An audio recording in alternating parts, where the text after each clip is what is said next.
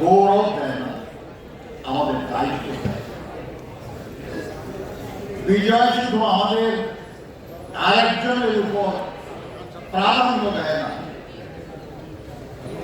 সকলের জন্য সেবা সুযোগ।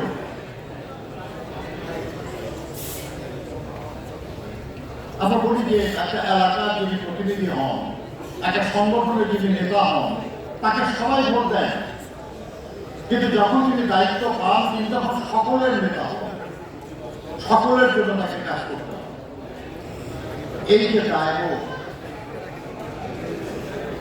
এটা হলো বিজয়ের কাজ করে।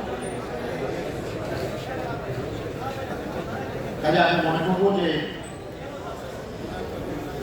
প্রকৌশলীদের সবচেয়ে প্রধান যে সংগঠন ইনস্টিটিউট অফ ইঞ্জিনিয়ার, তাদের এই অনুষ্ঠান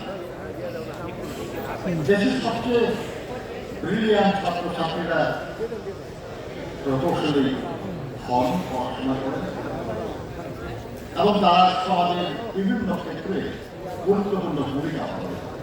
আমি আপনাদের সম্পূর্ণটা দেখছিলাম, এখানে টেকনিক্যাল বিষয়ে বেশ চমৎকার কিছু আয়োজন আছে। আবার রাজনৈতিক আয়োজন দেখলাম, একজন আমাদের আগামী দিনের সরকার কেমন হবে, সংবিধানে কি পরিবর্তন আনাবে এই সম্পর্কেও লিখেছেন। একজন আমাদের নারী প্রকৌশলী, তিনি তার বাবার কথা শুনে মুক্তিযুদ্ধে সবাই রাষ্ট্রীয় চালু করেছেন। চমৎকার, এই সম্মেলনের জন্য ধন্যবাদ জানাই। তার আজকের অনুষ্ঠান ভুলে যাবো আমরা, কিন্তু এই সম্মেলন যদি আমাদের হাতে থাকে, এটা আমাদের শেখার কিছু মাধ্যম হয়ে থাকে। নামাজের সময় হয়ে যাচ্ছে, আলোচনা বাড়ানো যাবে না।